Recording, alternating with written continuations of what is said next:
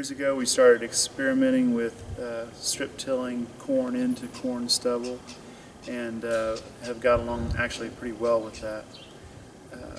We strip till all of our corn. On the corn after corn situations, we flat rate that. Where we're strip tilling into bean stubble for the following year corn, we variable rate, and mostly variable rate potash in those applications, and then come back early spring, and sometimes band, sometimes broadcast our MAP or phosphate then on top of that.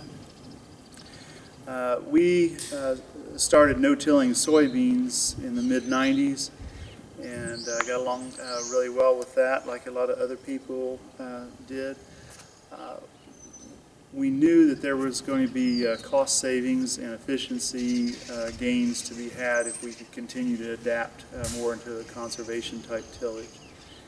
So we never really went to the chisel plow rate way that many other people did. We did start experimenting with different things, and that's what kind of brought us to strip till.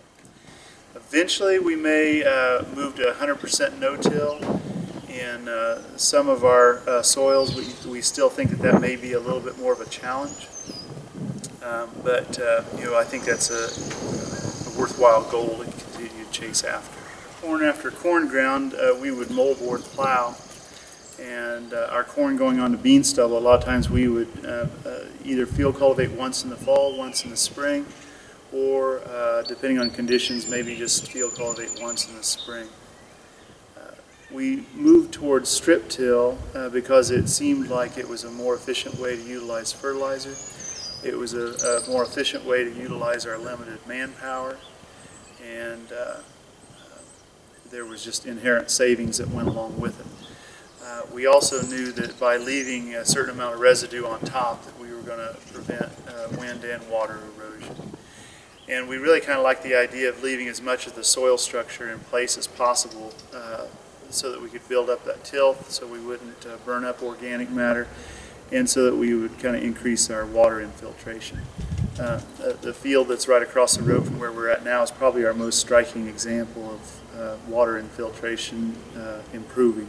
There was a certain number of acres in this field that would drown out, you know, oftentimes 2 out of every 3 years.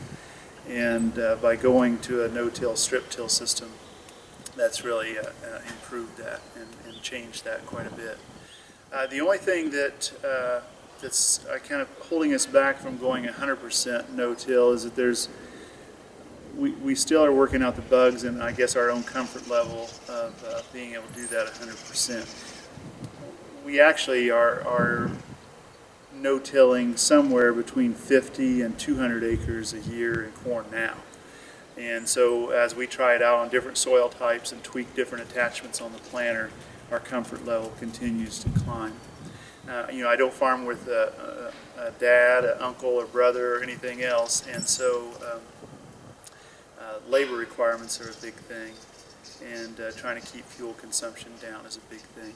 We try to balance as much as possible the balance between sustainability and profitability, and I think we've hit a pretty good balance now, but it's ever evolving, it's always changing, and there's new things to try, new things to do, and new things to test, and you know, we'll try to continue to evolve as time goes on.